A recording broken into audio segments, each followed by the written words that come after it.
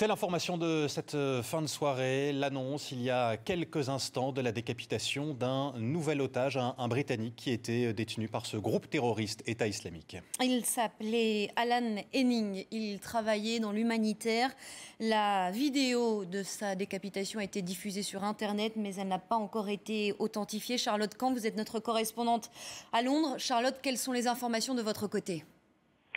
Eh bien, effectivement, pour l'instant, pas de confirmation très officielle. On sait qu'une vidéo est apparue semblant montrer une décapitation ou un meurtre, en tout cas, de cet otage britannique. Je vous rappelle que Alan Henning, 47 ans, était un chauffeur de taxi de Manchester. Il voulait aider les victimes de la guerre civile en Syrie.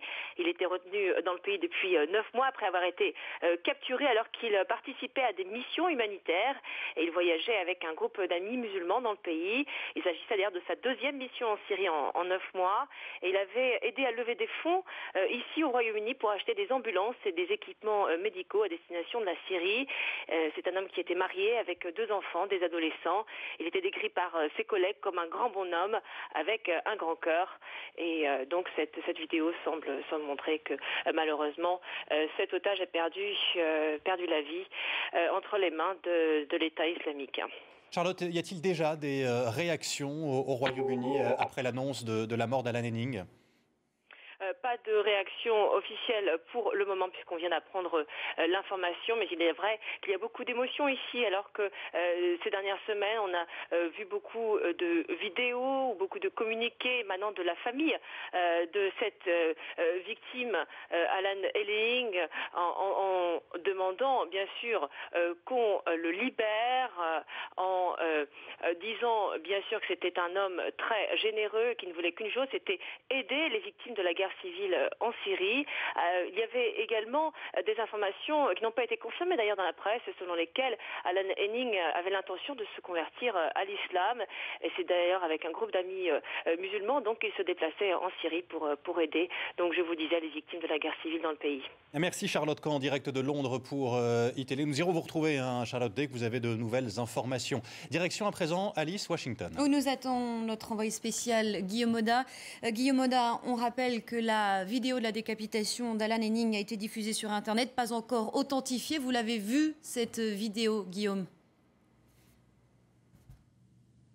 Oui, c'est un document qui fait 1 minute 10 environ. Il est intitulé Un autre message à l'Amérique et à ses alliés. C'est un document strictement identique dans la mise en scène à ceux qu'on avait vus auparavant. Il commence avec un extrait de journal télévisé où on voit un présentateur faire référence au vote du Parlement britannique autorisant les Britanniques, donc le Royaume-Uni, à intervenir contre l'État islamique. On voit ensuite Alan Henning aux mains de son bourreau. Il est agenouillé. Il est, là encore une fois, en tenue orange, une référence appuyée à Guantanamo. Il prend la parole très brièvement. Il blâme son pays et pour le vote qui autorise donc le Royaume-Uni à intervenir en Irak contre l'État islamique. On voit ensuite son bourreau. Il est habillé en noir, il est cagoulé exactement de la même manière et lui accuse David Cameron, le Premier ministre britannique, de la mort de Alan Henning, qu'on voit ensuite être assassiné de manière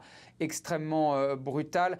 Cette vidéo, elle présente un nouvel otage américain. Il s'appelle Peter Kassing. D'après les informations dont je dispose, c'est un ancien militaire, un US Rangers, qui a participé à la guerre en Irak en 2007. Il a 25 ans aujourd'hui. Il est depuis peu reconverti dans l'humanitaire puisqu'il a décidé de consacrer son temps, d'après les informations notamment parues dans le Time Magazine, son temps à l'aide aux réfugiés syriens, notamment dans les hôpitaux du Liban et de Syrie. On apprend donc ce soir qu'il est aux mains de l'État islamique et il est menacé exactement dans les mêmes conditions. Pour le moment, la Maison-Blanche ici à Washington n'a pas réagi.